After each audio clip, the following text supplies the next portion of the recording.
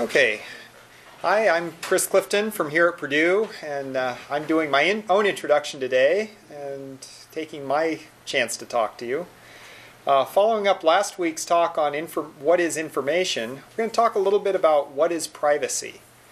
And I'm going to introduce a few metrics that have been presented in the literature, point out some things that work with them, some things that don't, and hopefully start a discussion going here about what is privacy, how do we say we have it, how do we use information and still maintain privacy.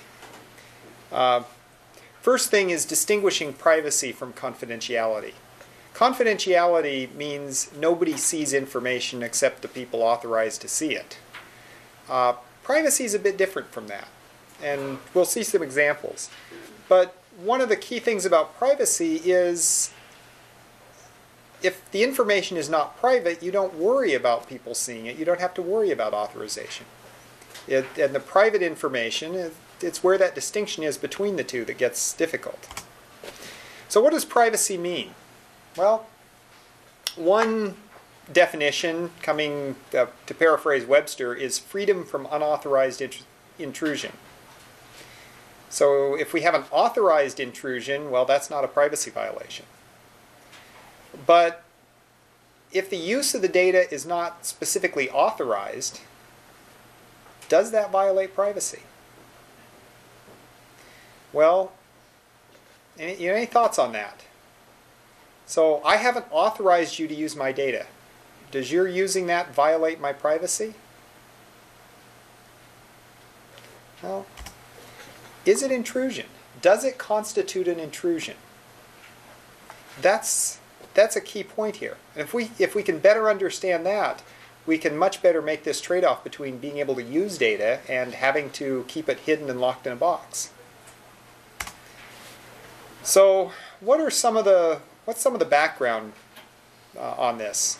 If we try to operationalize this concept of intrusion, one of the things we see is that privacy, when you're talking about data, privacy really only applies to individually identifiable data. If you look at the HIPAA, the U.S. Healthcare Information Portability and Accountability Act, which talks about and provides some rules for data privacy, these rules on privacy only apply to data that can be traced to an individual.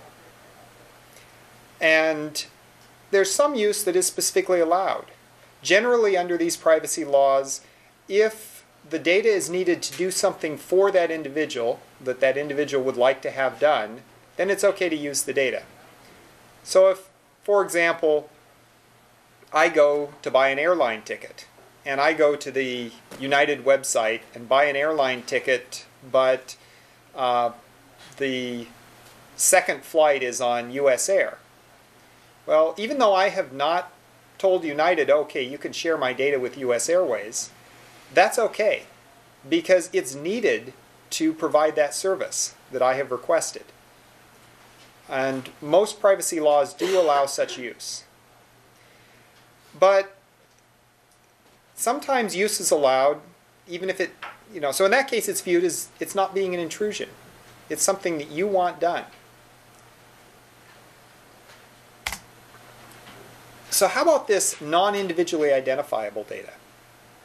What if data can't be traced to an individual? Well, then it's not private. Then we can use it. How do you ensure that it can't be traced? Well, the key problem is there may be some sort of a candidate key for the database people among you in the non-identifier information. In other words, there's a unique value. What's worse, it doesn't even have to be a candidate key. It just has to be a unique value for some individuals, not everyone. So an example of this, in a few years back, LaTanya Sweeney did a study looking at public information and linking public information with supposedly private information and anonymized. So in this one case, She purchased the voter registration lists for Cambridge, Massachusetts. The list of registered voters is a matter of public record in the US. That is not private information.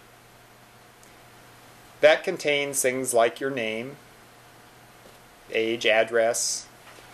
It does not contain how you vote. In fact, most states it contains if you vote, just not how you vote. And you think of it, you probably do want that to be a matter of public record.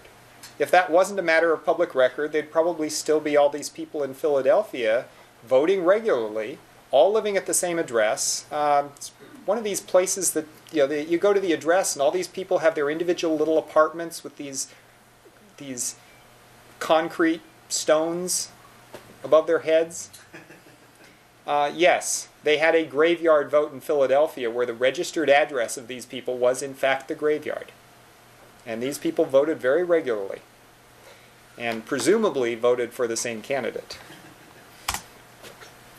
Well, taking this voter list information, which you really want public, and medical data that 37 US states mandate that this be collected and make it available because it's anonymous.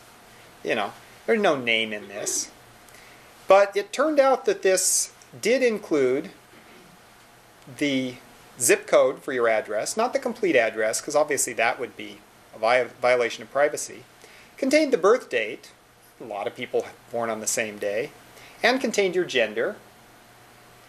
Well, if you link those together, take those two and join them, you do get some unique matches. How many do you think you get? How many people do you think would be, if we were to do this, how many people in this room do you think would be able to be uniquely identified by looking at those attributes? Quarter. Somebody says a quarter. Now hear any other figures? It's scary. Without even using gender, just the postal code and birth date, you get 69%. Once you add up all three, 87%. It turned out that the state was collecting this anonymous information that was largely individually identifiable using publicly available information.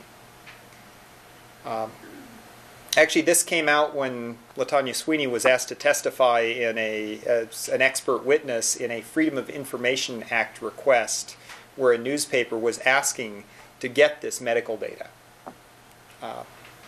They determined that no, this did not fall under the Freedom of Information Act. Thank goodness. So one solution to this, anonymity. And let me just briefly describe this for those that haven't heard it. The idea behind anonymity is that you have these quasi-identifiers. This information that can be used to discriminate between individuals. That an adversary may know this information about an individual and can use that to discriminate between individuals. A k-anonymous data set is one where in the release data, if there is any individual in the release data, there are at least k total individuals with exactly the same information in those quasi-identifiers.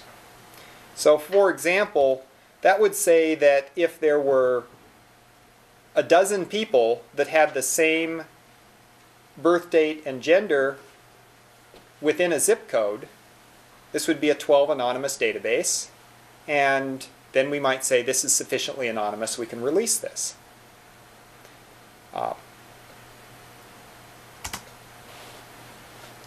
So this is one notion of privacy, this notion of anonymity. Advantage, is something individually identifiable? Well, you can only limit it. You can say, well, this is only true about a set of people.